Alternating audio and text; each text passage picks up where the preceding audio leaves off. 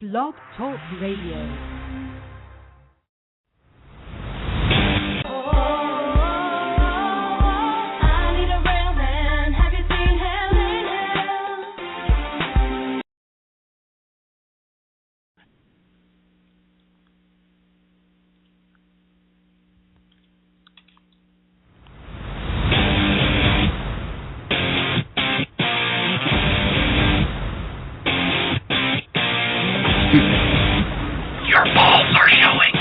Two types of balls.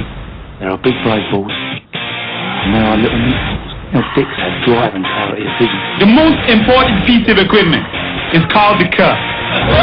Now, it ain't no Dixie cup, and it ain't no coffee mug. And you certainly won't want to be drinking nothing out of it. Hey, any balls down there? That's the biggest berry you ever seen, Dingleberry. Wow, I play with these balls all day. Furnish my balls and my word, and I don't break them for no one. He's one of those guys who will get penetration.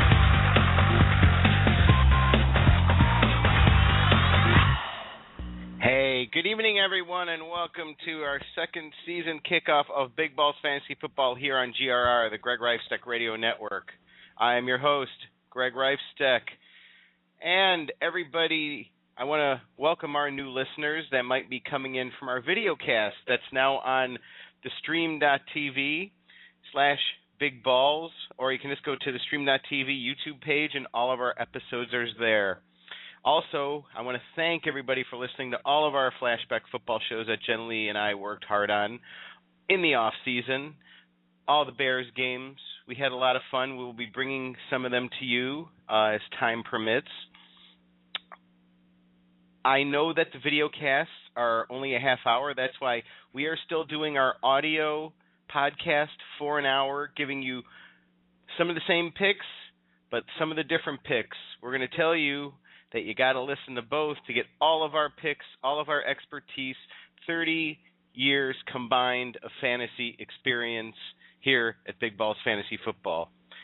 Now, we know everybody is in the preseason panic mode. They've been watching all of those games and seeing all their favorite teams lose, but your starters are only in for the first two series.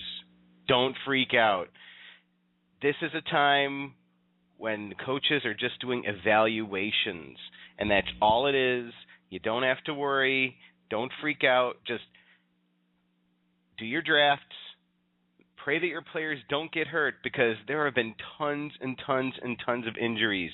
We're going to get into that on this episode.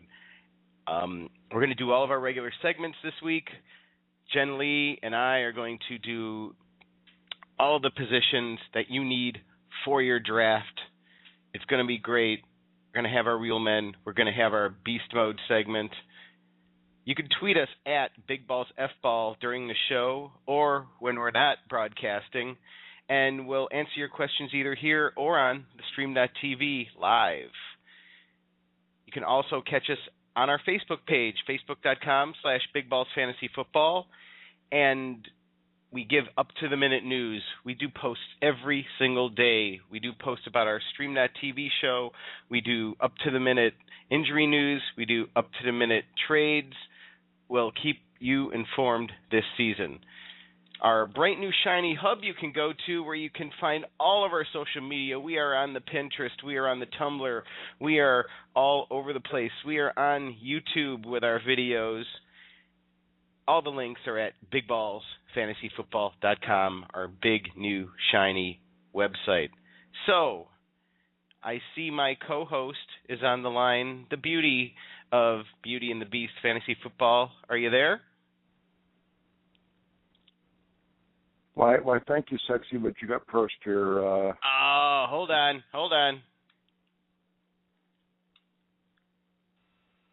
I know this is the real Beauty. How you doing, Jenilee? Hey, I'm good. What's going on? I'm sorry about that.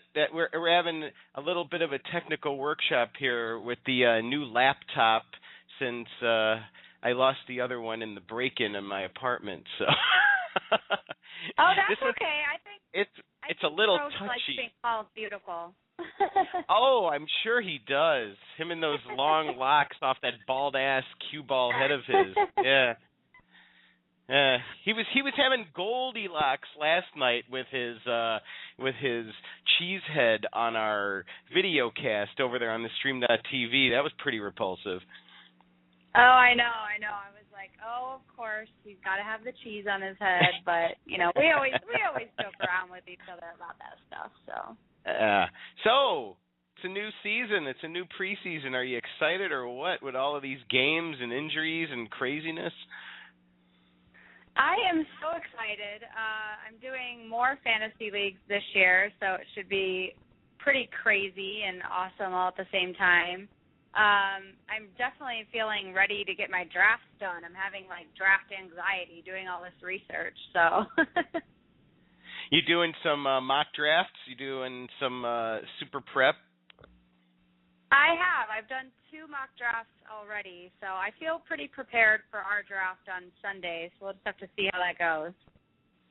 And how do you think our beloved Bears, if you haven't listened, Jenilee and I are diehard Bear fans. She's from the burbs, I'm from the city, and we're a few generations apart.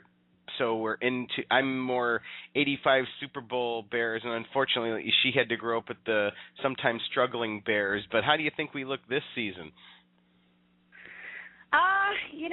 It's definitely going to be interesting. I think that Trestman's offense is definitely going to be good and a big upgrade from Lovie Smith.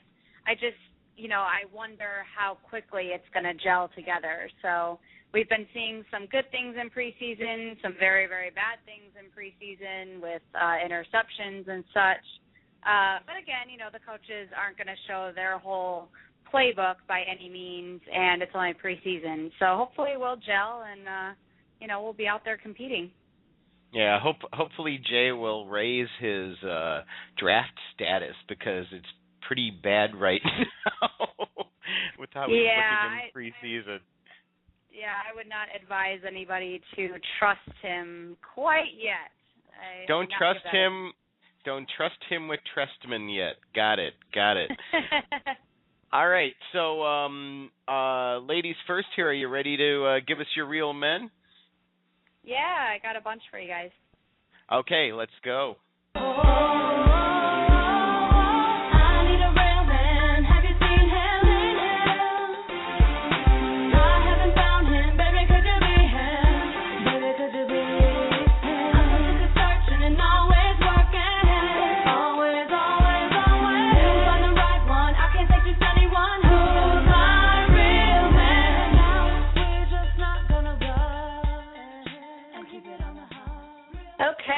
So we are going to get into my Real Man segment, the first one of our podcast this year.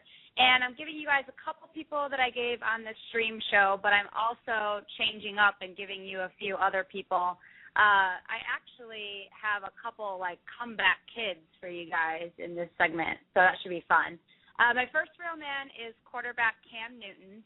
Last year he threw for 3,869 yards, and he ran for 741 yards with a total of 27 touchdowns. So if you are in a league that you get some more points for rushing touchdowns rather than passing touchdowns, Cam is going to be your guy.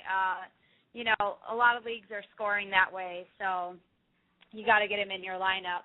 Also, the thing with Cam is that the Carolina Panthers play in a pretty tough division when it comes to scoring because their opponents average 26 points a game, and we know that accounts for 6 games of the season. So if the Carolina is going to have any chance at winning, Cam is going to have to pretty much put the team on his back once again. He still has Steve Smith there and Greg Olsen, which are his trusted targets.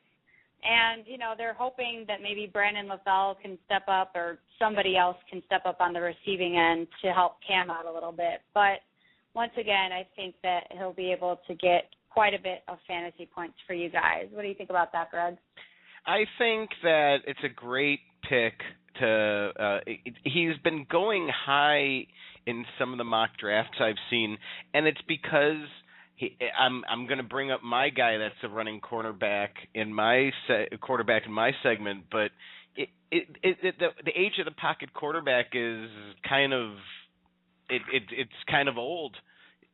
Nobody wants to wait for the Tom Brady's to pass. Nobody wants to wait for the Drew Breeses to pass. They want a running quarterback, so I think that's a great pick.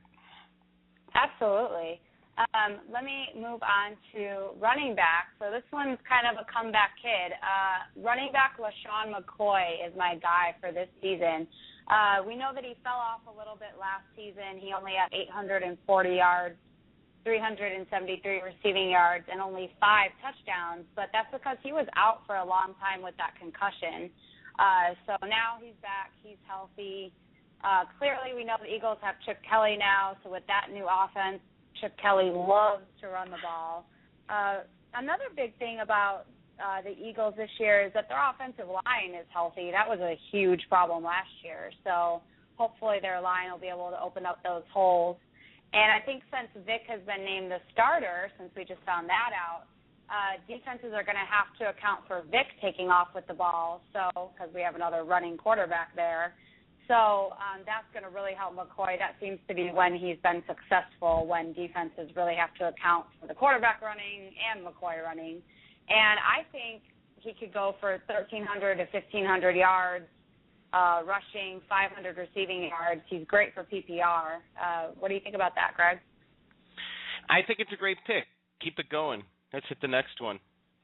Awesome. So my next one is another comeback kid, wide receiver Larry Fitzgerald. He had a terrible season last year, 71 receptions, 798 yards, and 4 touchdowns. But he also didn't have a quarterback last year. So this year he has Carson Palmer. We saw what Palmer did in Oakland. Oakland wasn't winning games, but fantasy-wise, Palmer was definitely helping players get fantasy points.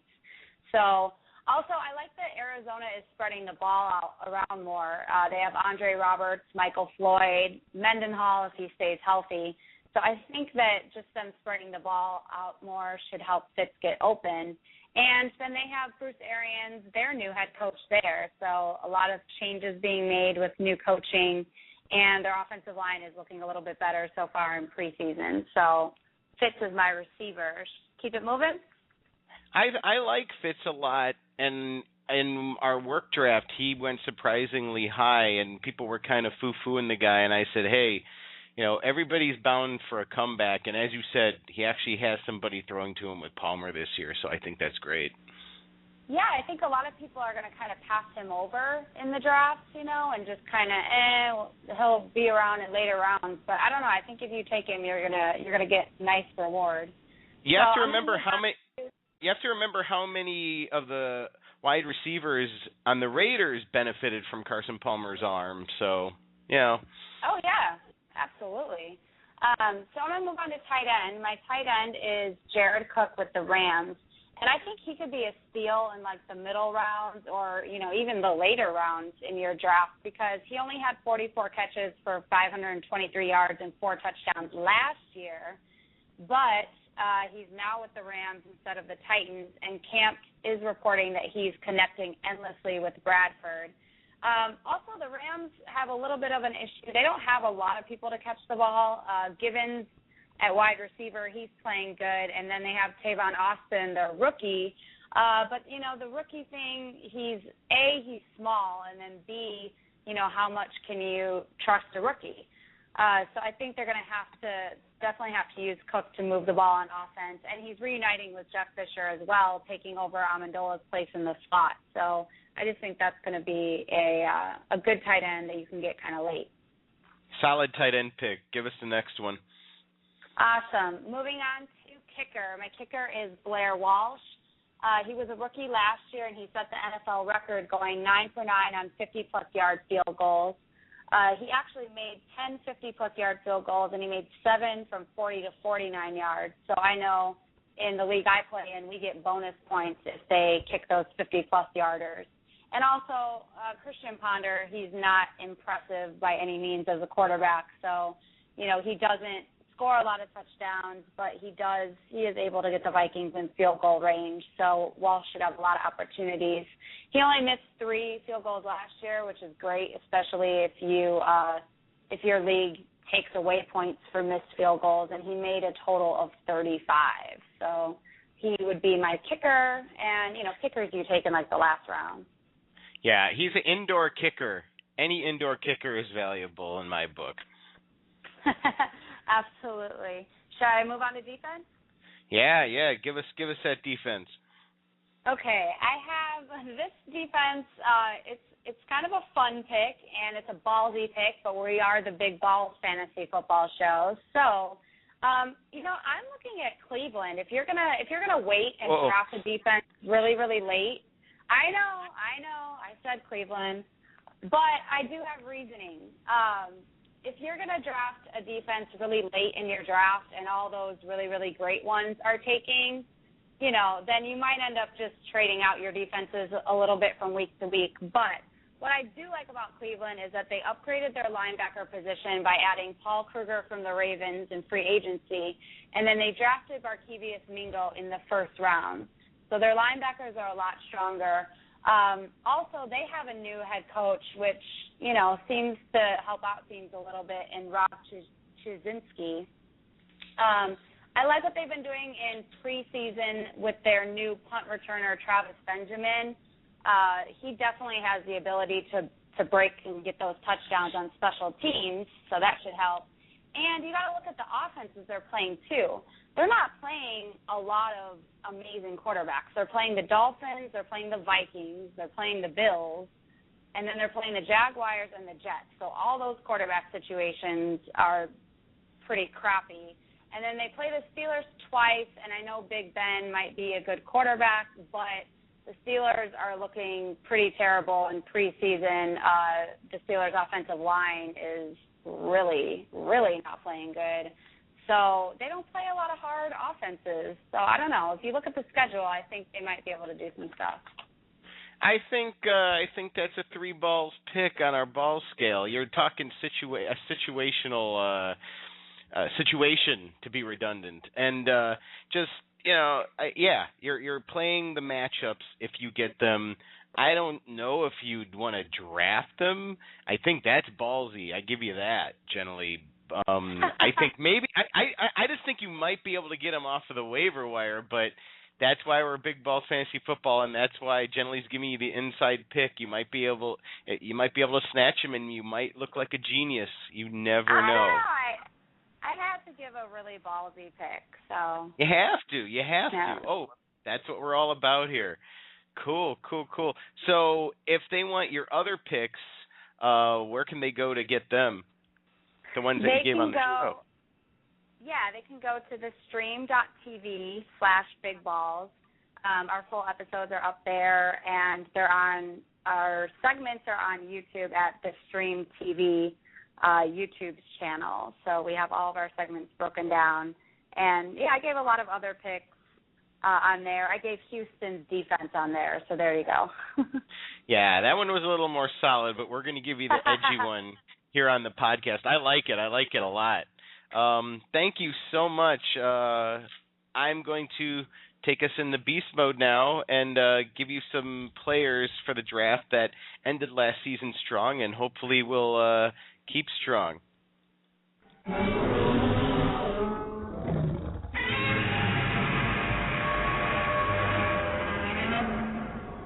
Yep, and what that Godzilla roar means is we are into beast mode. Oh, I love that you crack up at that.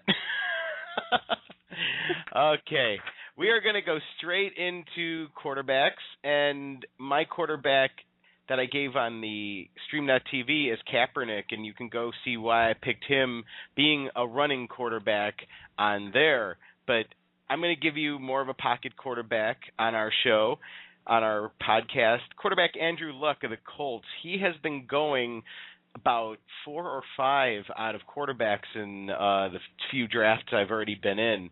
He had 23 touchdowns last year, 43.74 in yards. I mean, he had a monster week in the second preseason game against a not very stingy Giants defense. He went 9 for 13, 107 yards, and he got 2 touchdowns. He electrified Vic Ballard, who has needed a kick in the pants, who did pretty well last season, but kind of was fantasy iffy. He has Hilton. He has good old banged up old Reggie Wayne, but Reggie Wayne is showing in the preseason he still has it. I mean, that weird catch, that was hilarious. So, I mean, Fleener at tight end is a little banged up right now. I wouldn't pick him up as the sure thing a lot of people thought he might be with Luck's hot season last year. You're going to have to rely on Dwayne Allen, who also isn't a guarantee, but you have to remember Luck is still only in his second year. He's still going to dip and dunk the ball, so his tight ends are going to be a hot commodity. What do you think of that one, Jenilee? I like Luck a lot. I think that with RG3 and Russell Wilson, he doesn't really get a lot of credit for how he's played so far at quarterback. I think he makes smart decisions, so I think you could easily start him.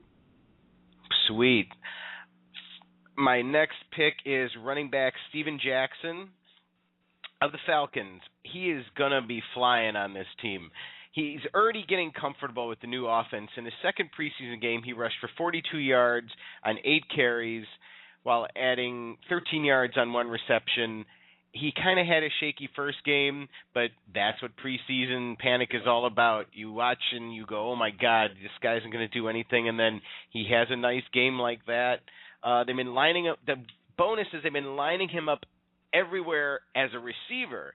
And in your PPR leagues, that's going to be totally key in having Steven Jackson. They're going to use Yaquez Rodgers and use him as their pounding back, it looks like. And Matt Ryan's going to be passing, strangely enough, to Steven Jackson. They're going to run him out of the backfield, much like on our Bears they run Matt Forte a lot like that. So you're going to have more opportunities, and you might lose some touchdowns, but you're going to gain it in PPR and you're going to gain it in yardage. What do you think of that one?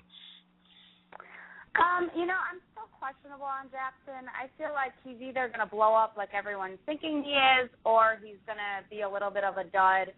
I mean, he is old. He's going to be playing in a lot of domes, and that's really hard on running backs' bodies. So, to me, it's a lot of can he stay healthy, and then just seeing how much they end up using Rodgers. But like I said, he's either going to blow up and give you a lot of points, or, he's just going to be in, the middle range. So we'll see. I mean, that's a good point.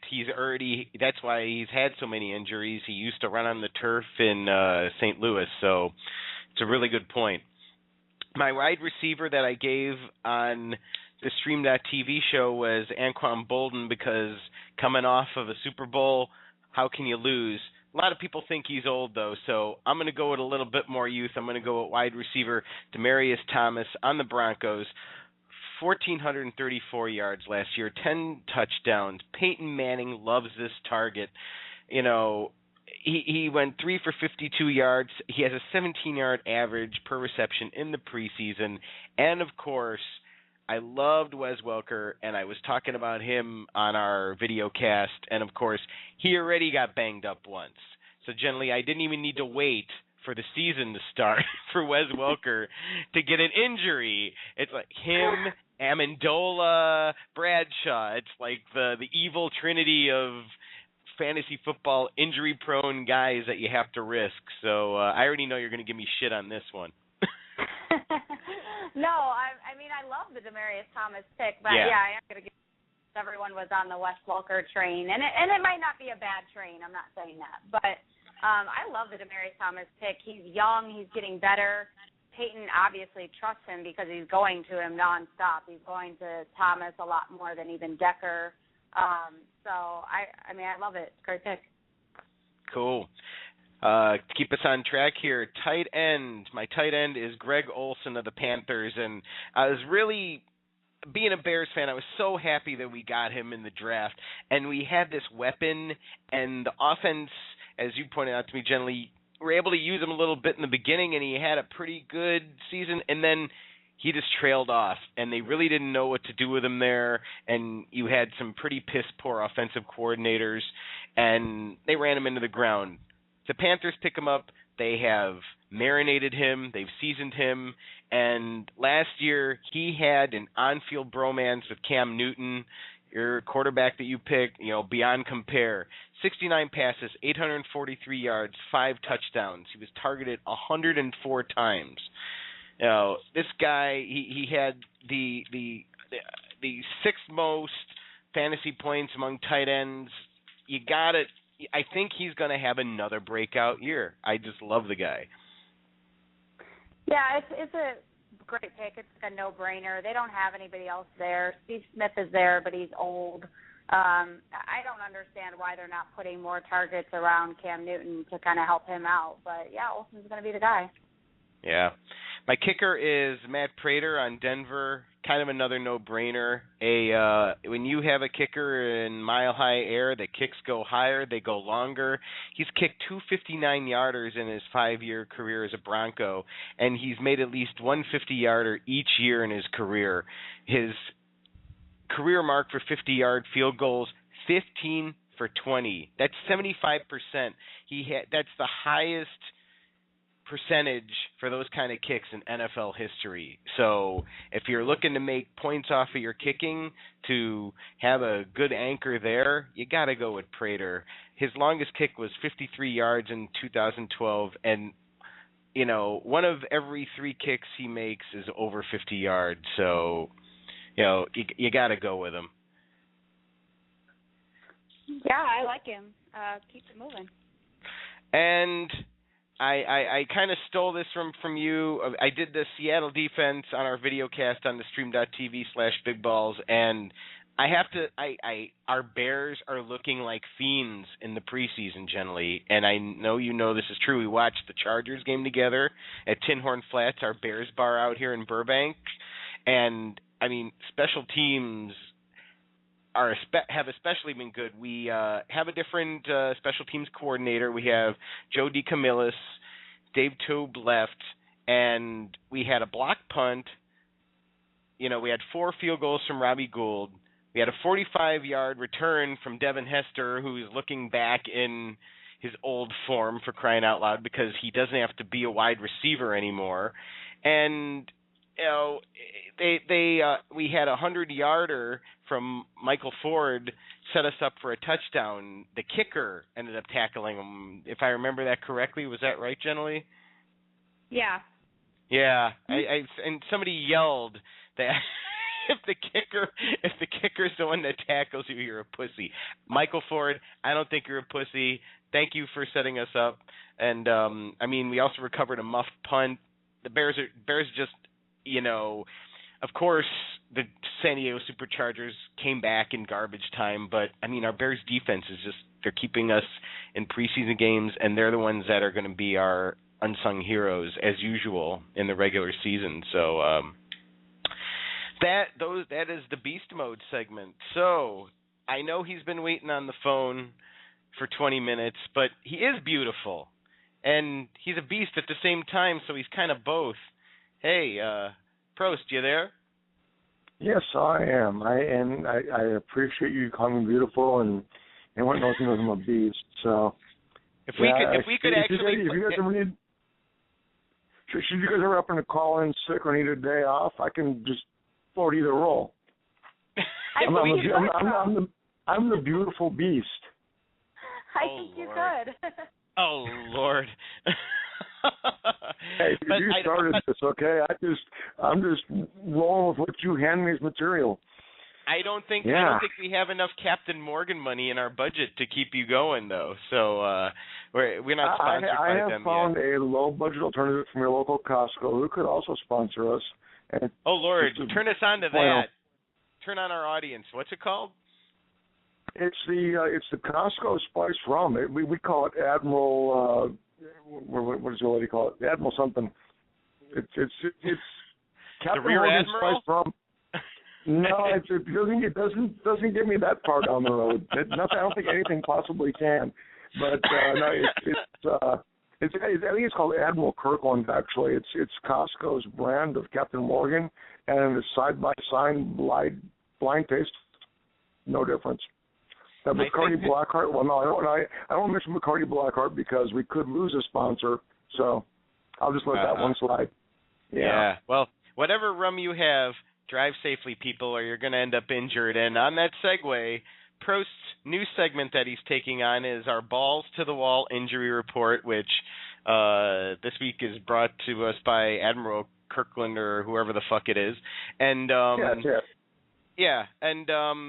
Prost, we don't have a theme for you, so let's get into the injuries people need to look for in the draft. Well, as I mentioned, if you caught us on the stream.tv, I mentioned Percy Harvin the other night only because he was significant at the time, but he's quite McFadden-esque. I mean, when he's out there playing, he's great, but he spends too much time on the bench. So didn't make my top 5 after being on top 3 last night, go figure. Rolling at number 5 is Michael Crabtree from San Francisco. 1,100 yards, 9 TDs. Those will slowly be missed.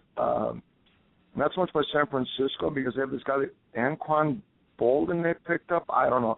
I've heard of him. I think he's pretty good. Definitely could replace Crabtree. He molds with Kaepernick. They'll be silent. It's not going to be a problem. Dustin Keller from Miami, he was brought in to help search the field for Tannehill. Not a great blocking tight end, but good over the middle speed. The only instruction he's going to be doing will be in physical therapy. He's done for the season. Oh, yeah. Rolling at number 3, Denario Alexander from San Diego. He only had 658 yards, but he had 7 TDs. And the thing about him was he took the pressure off Malcolm Floyd, a good number 2 receiver. And he was a tall target for Phillip Rivers, who, if anyone's followed San Diego football, Rivers needs as big of a target as he can possibly find to hit the darn thing. Who's going to be number 2? I'll let you know. That's in my backyard here. Getting bumped up to number 2 conditionally, Le'Veon Bell from Pittsburgh. It's rumored today that he's got a Liz Frank injury. Pittsburgh dumped their backfield for the purposes of having this guy running the rock for him. And this Liz Frank could be several weeks. It could be a lingering thing. Antonio Gates had it for the Chargers a few years ago, and it is brutal. How am I doing there so far, guys? Oh, awesome! I mean, we did our little carousel last night on the show, and I mean, Le'Veon Bell is definitely a blow. He's yet another person in line to get the injured running back of the Steelers award because, I mean, you have him, and now we have Isaac Redman, who was banged up half of last year. I mean, you're going to have to rely on Dwyer, it looks like. Ouch. I'm glad I'm not Roethlisberger. Coming here at number 1, the same guy I had last night, and there's several reasons. Dennis Pitta went down in Baltimore. 61 catches, 699 yards, and 7 TDs.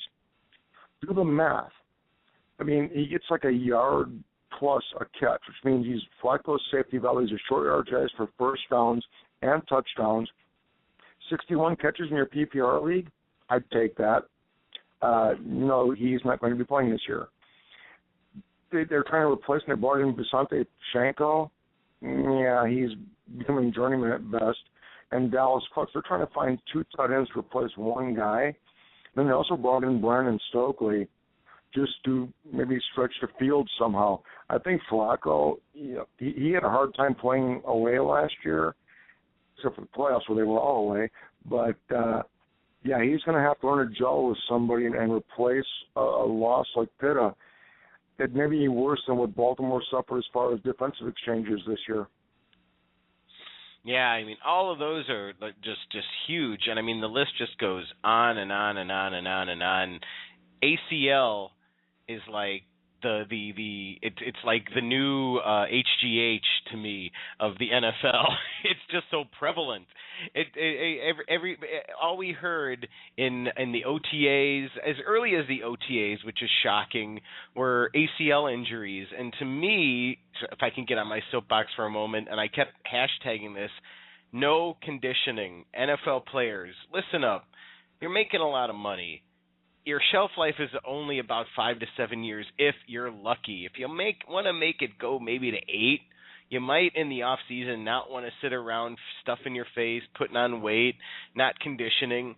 It's a full year of keeping your body together if you want to be a star. And if you see the top marquee guys, that's what they do, and they don't get injured. So, cool. That's the new CBA. The new CBA is limited contact for these players. And how many times have you heard the guys in the suits tell you, oh, yeah, you can be in shape, but are you in football shape? And because these guys, new CBA, aren't playing the game, they're out jogging, they're sprinting, they're doing little cuts on their own. That ACL, obviously, it needs to be looked at by the NFL because it's a disastrous injury, and it's too prevalent. There's a problem with the knees at this stage. I'll get into that later as well. Yeah, the NFL is worried about, in a PR world, worried about running backs not lowering their head. I think they need to be more worried about the ACL. So our Lone Star correspondent from Texas is on the line. So I'm gonna let's get him on real fast. We can say hello. Hey, Cash, how's it going there? Hey guys, good to. How you doing, brother? A new season, a new second season here on the podcast, and thanks for joining us on the video cast too. You just texted me. You have a family member in the hospital. Is everything okay there? Yeah, no, everything is good. My brother-in-law was in the hospital, went to emergency surgery, and just had an appendix out basically. So he's doing fine. So, yeah. Oh. So I'm in the parking lot doing this podcast, yeah. But I'm just prepping as I was, And look at that, Cash. Look at Cash, unlike NFL players, stepping up to the task and being on time and, giving his all. I really appreciate the effort, Cash. So I know you're ready to give us our gambles of the draft, some risky picks, some sleepers that people might not have thought of. So we're running a little low on time, so I won't play your gangsta theme this week. Why don't we just get into it? Sounds good. So my 5 top sleepers. Some of you watched the webcast may know a couple of names recognized already, but one that's emerging quite a bit, even from last week, is Zach Sudfeld of the tight end for the Patriots. Looks like he'll probably get the nod for week 1 starting. This guy's from University of Nevada. Caught nearly 50 passes last year, 600 yards, averaged somewhere around 13 yards per catch. And I think he could have a big year. He could have another 50 catches for the Patriots and at least 500 yards, maybe 5 TDs. He's looking really good. He's really an excellent blocker as well. And and I think Brady has a way of putting people on the map, and I think that's what he'll do there. Dexter McCluster, the guy has been a really good player, starting out, I believe, with the Cleveland Browns, but now since last year he was with the Chiefs and with the new system, Andy Reid, the new quarterback Smith as well, Alex Smith. The West Coast offense, you're going to see a lot of small dink passes, spec number of screens. And this guy's really going to make people miss. He's really good, with the running after the catch. One other guy, Alshon Jeffrey of the Bears, had a slow preseason, but because the Bears are adapting to a new offense there, a couple that's been kind of slow. But I think that you'll see it pick up. And if something happens to Brandon Marshall or Marcellus Bennett out there, he's really the next in line. So I do see him maybe even having a breakout season, especially after a injury-shortened season last year. Yeah, I know. I know with Alshon. Jenilee, what's your one problem with Alshon so far? Well, just the staying healthy and then the running routes correctly. So if he can get those routes down, then I think he'll be good. But the Bears. Yep. Go on, right. Cash. Rounding out the last couple of them, I think Le'Veon Bell the Steelers. He's a really good player to watch. I mean, he could be, I think he's a perfect fit for that offense, as well as Denard Robinson of the Jacksonville Jaguars. I think he could be another flash player. I think he's listed as an offensive weapon, OW, a new position out there, especially with some of the challenges the Jaguars offense have had.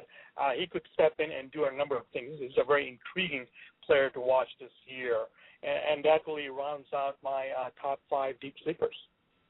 I like them all, except we, unfortunately, Prost just kind of beat you to it, and I'm not trying to embarrass you, but just so we inform everybody, Le'Veon Bell might have a Liz Frank fracture, so don't draft him quite yet there, Cash. Because he's a real gamble right now. He's like a balls pick 8 right now. He's the infinity. Well, you need to call him, you know.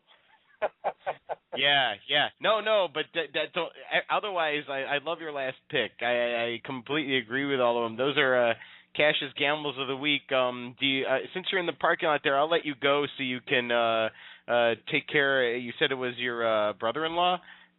That's correct. Yeah, he's recovering well. But another one, a backup one to watch for number 6 on my list is Tavon Austin. I don't know if anybody has that or not, but I think he's going to be coming on as well too.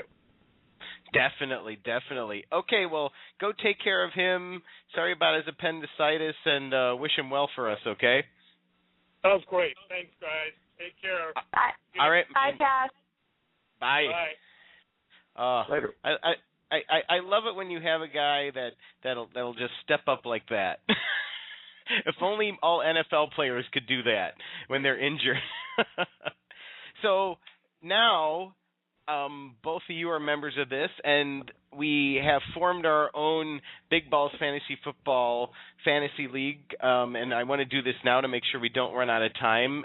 We have formed a league, the biggest balls of them all, Fantasy Football League, and we are going to be having, of course, all of our usual stars on the show. We are going to, of course, have Jenilee and I and Cash and Prost, and then we're going to be having Smash, who hasn't been on our podcast yet, but has been on the video cast. Our Ashley Smash Buchanan is our San Diego Chargers super fan who's going to be in the league as well, and then everybody was invited to bring people in, and we're going to have other participants in the league to round it out, and we are going to be doing our live drawing right now. Jenilee has 1 through 10 in a hat, and I have 1 through 10 in a hat to kind of do a double safety here.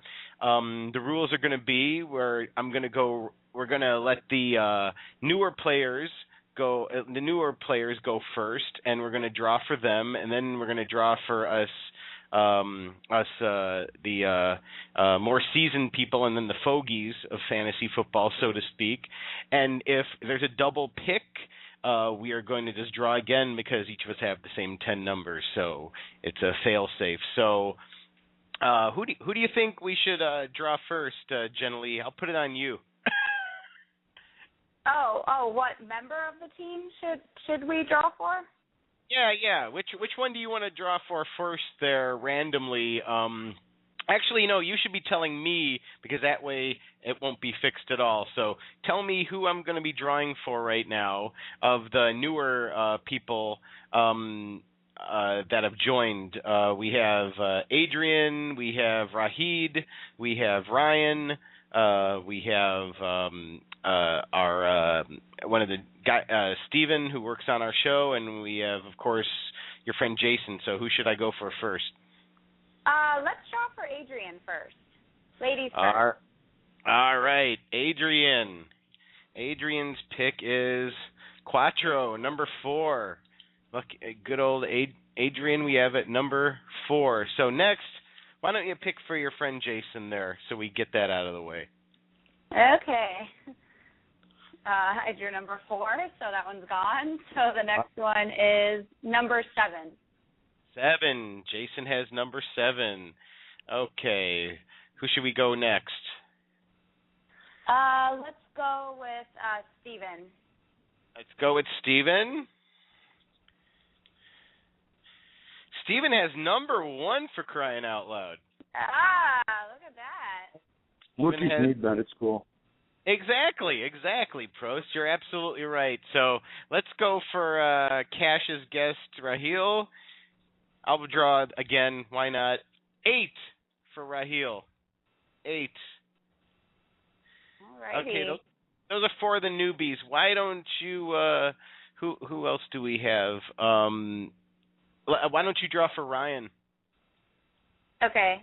Number 5. Ryan has number 5. Number 5. And why don't you draw again? And I think we have all the newbies are out. So why don't you draw for Smash so she can get angry with you when you give her a crappy pick? Smash is number 9. Oh, well, she's got the. Well done. That'll work. No, and I put the line. Oh, yeah, the wraparounds are awesome. I put the line under the 6 and the 9, so it is a 9. Hey, that's a good pick. I like that. Yeah. So, I like that wraparound pick. That's a nice one. Yeah, right. Let's draw. Okay. Do we have anybody else that isn't here on the air? Let's draw Cash right now. I'll draw for Cash. Okay. 6 for Cash. Not a lot of repeats yet. That's good. Okay. Why don't you draw for Prost? Oh no, dude, AARP card. I can run on the end here. No. Ladies first, the 3 of us. All right, fine. Oh, you're drawn. You're getting drawn right now. This is all fine. random. Okay. Hit me. I drew number 8, but that one was taken, right? That's a double. Yeah. Yeah. Okay. Number 2. Number 2 for Prost. Look at that. Quick picking another wraparound. That works for me. I was gonna say that's a wraparound action. 1, 2, 4, 5, 6, 7, 8, and 9 are all gone. So I'm gonna draw for you, and you're gonna draw for me. Okay, so I'll draw for you first, Jenilee. The host last. Rock, paper, scissors. You get 10. Yay! I'll take it. I get wraparound action. You get this. Hell yeah! That's the best wraparound. You rock out that second tier running back or quarterback, wide receiver, but then you come right back and take out somebody else.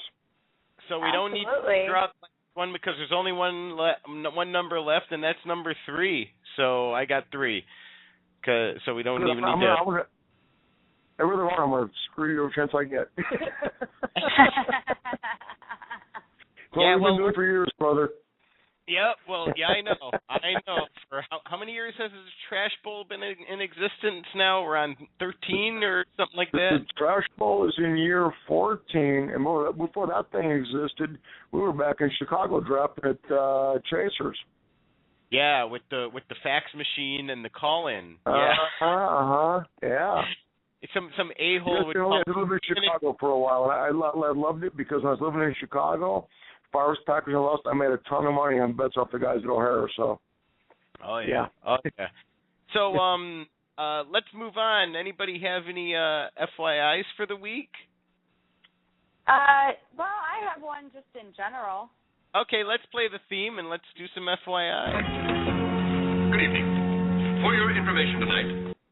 I have one, but you kick us off first, Jenilee. Okay, FYI, the Raiders are going to suck yet again this season. Flynn is not a starting quality quarterback, and McFadden is always hurt. So I give them 2-win season. Ooh. You're making fans on here in San Diego where a lot of people are Raider fans, but yeah, okay. That works for me. Even though Flynn was a backup in Green Bay who performed well, he actually holds the Green Bay passing single-game record, but yeah. He couldn't beat Russell Wilson last year. Right, he couldn't beat Russell Wilson last year, so there you go. So I have know I'm at your neck, brother. Go ahead. No, go ahead. Okay, well, mine is for our fantasy listeners. The NFL Network commercial hype they have about, did you watch Wilson and Kaepernick? Did you know that those guys would crush it, in the regular season after their preseason? They were the best players around. Guess what? There are more people that fade away after the preseason. That's why they call them Mr. Augusts. One of this ad campaign didn't start until this year. Don't draft Mr. August. Look at those stats through the preseason. Discount most of those guys because they are not going to do. Wilson and Kaepernick were anomalies. Don't plan on that happening this year. I'm with you there. Preseason is yeah. And there wasn't anyone that watched last year's preseason and predicted what Kaepernick and Russell were going to do. Like, that's just silly. I was like, nobody called that. Nope. NFL Network's eating it up. They're plugging it. So, and they are my personal nemesis, so I love messing with them. The only person that was first witness to Kaepernick kicking ass were unfortunately us Bear fans watching him giving us a goddamn tasing on Monday Night Football. And I had to sit there with two 49er fans to put up with it. So that's why he is one of my favorites going into this season because you keep your enemies closer, if you know what I mean. So where were you in the NFL playoffs? Oh, wait, never mind. As a Bear fan, you wouldn't know what playoff is. But did you see what happened to my Packers? Hey. Yeah. Hey. Yeah, they dropped out too. Yeah. So anyway. Oh yeah. Quickly, and argue. It was horrible. We didn't waste any time. We didn't waste any time. Yes. We just had like a phenomenal damn record, and we got screwed out of it. So I was anyway, going to say we were the only 10-6 team that didn't make the playoffs. So we have a tough division. Yep. So FYI, Kansas City's Matt Castle. Speaking of just watching preseason for fun, this guy was molested by the Niners D the other evening so bad in a preseason game. I think they had to do a rape kit on him. Did you guys see this thing? Holy cow. He was bad. I think some of the things they did to him were I don't think they were legal. I mean, he was on the ground more than he was up. Matt Castle, I think you got lucky being in the Belichick system, and now you're out in the NFL. I hope Andy Reid's there to rescue you. He did wonders for Vic and Foles last year, so it should be all right. Yeah. I see a knee happening in the future here. Indeed. Anybody have any shit the beds this week, or should we call it a day? If we have time, I have one you'll enjoy, but ladies first, please. Yes. Oh, I was going to say, I have a couple real quick. Well, I have to say this because Aaron Hernandez completely shit the bed by being a dumbass in the offseason. Yes. Well played, ma'am. That one. And then my other one, I actually have to give my own team shit because the Bears shit the bed for not offering Urlacher a better contract or just being willing to negotiate. I just thought they treated our star and face of our franchise like shit. So, Bears, you shit the bed on that. I'm with you on that. Have a little respect for your elders. And, I mean, yes, he highballed you at first. And then don't completely lowball him. At least, juggle around the figures a little bit. And, at least negotiate. Yeah. Ultimatum. So. You want to juggle the balls, don't you saying, Greg? Yeah, you want the balls to be nice? Okay. That's why it's big balls here, my man, and you'd know. Yes, anyway, my shit the bed, and Jenilee agrees with me on this one. I know Rex Ryan outed his own rookie quarterback for having a bad day in camp. This is as bad as breaking the fucking guy code against your buddy when he screws around with somebody you know he shouldn't. It's the guy code, man. You don't give up your brand new, spanking new, out of college, hot shit college quarterback up to the press. Way to boost the confidence and morale there. You're no Belichick. Dude, you're an Ewok to his Darth Vader. Yep, that's for the geeks out there, everybody. Ryan, you've definitely shit the bed. All right. You got time for me to give one quick one here? One more. Yeah, we got one more. Well, my shit the bed's going to get us probably shut down because I'm going right to the top of the food chain. That's encouraging. Roger Goodell shit the bed. Roger Goodell, yes. Yes, Roger Goodell. Bears fans, both of you saw the hit against Seattle. Your DB against Seattle, that hit he got fined for. Mm-hmm. I forget the dude's name. Right, okay, so you guys are all over that. Mine is because Mr. Fine and Suspension looked at Antonio Smith, who tore off Ricky Ignacio's helmet and then swung it at him like a haymaker trying to take his freaking head off. And what does he get? A 3-day suspension.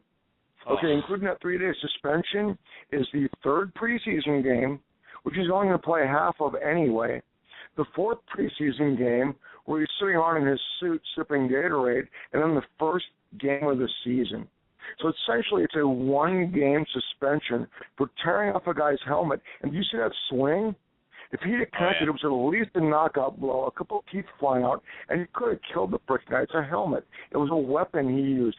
Tackler is using the helmet as a weapon, but swinging it like a freaking baseball bat is not. Roger Goodell, you are lying in a huge pile of feces.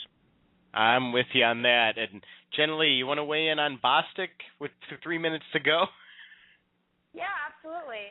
Well, that's just another problem with the league is it's getting to where defenders can't even hit these players, and it wasn't an illegal hit. I mean, every player, every analyst is saying, it was a clean hit.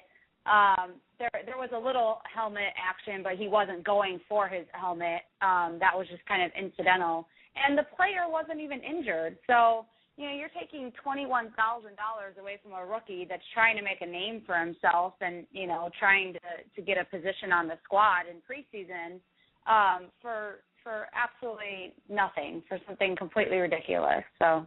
And then Keller got his knee shredded because this rookie was afraid to hit high, afraid of the fine, and that hit was horrible. That hit was completely against it should have been flagged, and it shredded this dude's knee. Yeah, it might be a career-ending injury for crying out loud. Yeah. So. Yeah. All right, guys. Well, show 1 of season 2 is in the books. Jenilee, thank you very much for all of your knowledge as usual. Prost, thank you for all your injuries and knowledge. And next week we will trash talk the living hell out of our biggest balls of them all draft that we are going to be shooting some of it live and having pictures and posting them up, and that'll be on Sunday at noon, so I'm sure Sunday evening we'll all be sending drunken texts and pictures to the Facebook page at facebook.com/BigBallsFantasyFootball, and we'll be tweeting stuff at BigBallsFBall, so follow the shame, and we'll have some additional guests that are our draftees next week, hopefully on. So thanks, guys. Hey, I look forward to drafting number 2 on Sunday, and if I actually get arrived on time, I'll have a new sponsor. You're well aware of my choo-choo woes, Greg, as far as going to L.A. goes. Yeah. Any last words, Jenilee? Can you top whatever the hell he said? No, I just want to make sure to send everyone to our official website, BigBallsFantasyFootball.com, because our website looks amazing. Greg did a great job on it. So go there. Like he said, it's the hub. It's the hub. All right, everybody. Good night, and good luck in your drafts. See you next week. Good night. Good night. See you later.